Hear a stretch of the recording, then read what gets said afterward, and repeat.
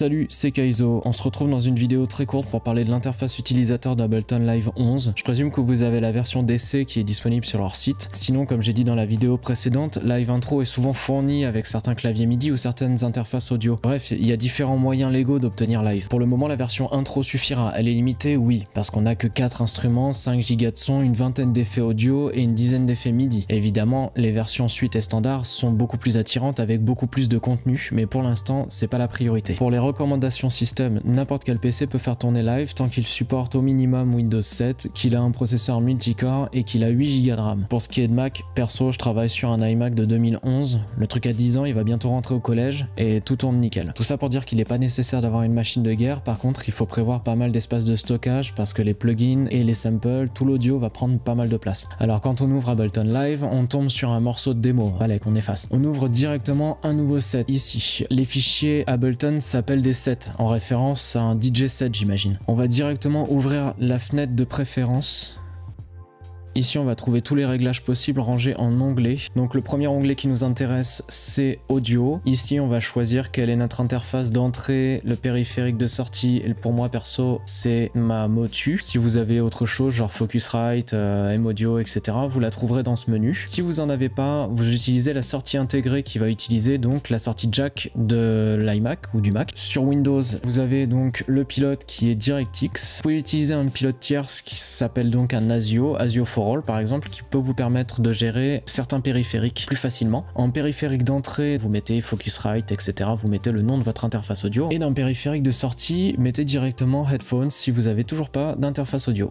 Retournons sur Mac. Ici, c'est la fréquence d'échantillonnage, tout ça, les samples, la taille de la mémoire tampon, etc. On va passer à l'onglet Look Feel, qui permet donc de changer la langue si vous avez besoin de passer en anglais ou autre chose. Ici, on va changer les thèmes. Alors là, c'est si vous voulez devenir aveugle. Là, par défaut, c'est celui-ci. Et moi, ce que j'utilise, c'est le Dark. Ceux qui sont nostalgiques peuvent utiliser Live 9. Perso, je préfère le Dark, il est plus reposant pour les yeux. Vous pouvez changer la luminosité si besoin. Vous êtes plutôt libre dans le choix. Le plus important, c'est d'être à l'aise. Live a été designé pour avoir le moins de fenêtres pop-up possible. Tout doit rentrer sur l'écran d'un ordinateur portable sur scène. Il est donc composé de panneaux qui ne se ferment pas mais qui se cachent. Et le premier panneau qui nous intéresse et qui va devenir notre meilleur ami, c'est le panneau info. Lui, il donne toutes les infos de tout ce qu'on survole, genre le bouton play, le bouton stop. Comme je disais, il n'y a pas de pop-up, il n'y a pas de bulle info. Et quand on en a plus besoin, on peut le cacher en cliquant ici. Donc, comme je disais, il se cache, il se ferme pas. Ensuite, il y a le panneau principal qui comprend deux vues bien distinctes. Donc la vue session qui est ici et la vue arrangement qui est là. On peut passer de l'une à l'autre avec ces deux boutons là ou avec le raccourci clavier tab.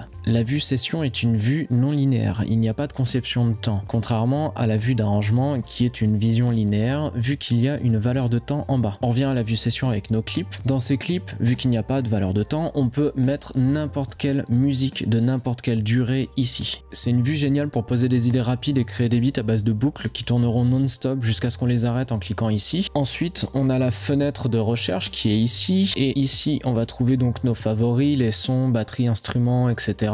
Derrière, en dessous, on va trouver tout ce qui est effets, tout ce qui est instruments MIDI, même nos plugins. Les plugins vont nous permettre d'étendre les possibilités d'Ableton à travers des instruments ou même des effets en VST. Là, on a la librairie utilisateur et le projet actuel ici. Ici, on a les packs qui sont disponibles sur le site d'Ableton directement. Certains sont gratuits, ce qui est plutôt cool et c'est plutôt simple à installer. On peut aussi aller chercher des fichiers grâce à ce menu ou on peut même les déposer directement depuis le bureau. Ensuite, en haut, on a la barre de contrôle, si on peut l'appeler comme ça. Ici, on va retrouver toutes les options de réglage dont on a besoin et rapidement, dont le tempo, le métronome, la signature temporelle, les boutons play, stop, rec. On a le bouton pour changer en mode stylo, qui est plutôt pratique d'ailleurs. Le raccourci clavier, c'est B. Ici, on a le bouton pour mapper à chaud une touche MIDI. Ici, c'est pour activer le clavier de l'ordinateur comme piano. Quand je dis qu'on a besoin que d'un ordinateur et d'un casque pour faire de la musique, c'est grâce à cette petite touche. En gros, tout ce dont on a besoin dans l'immédiat ne se ferme jamais et reste accessible.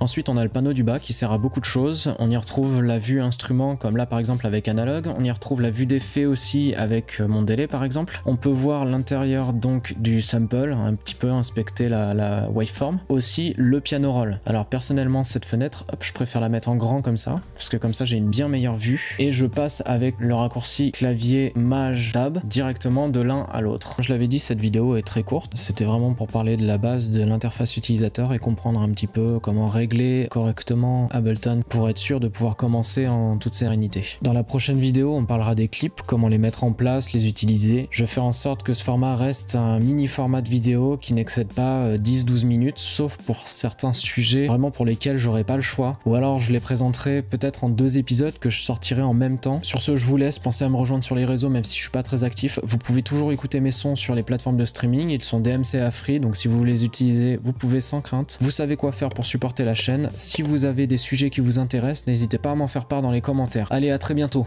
Tchuss.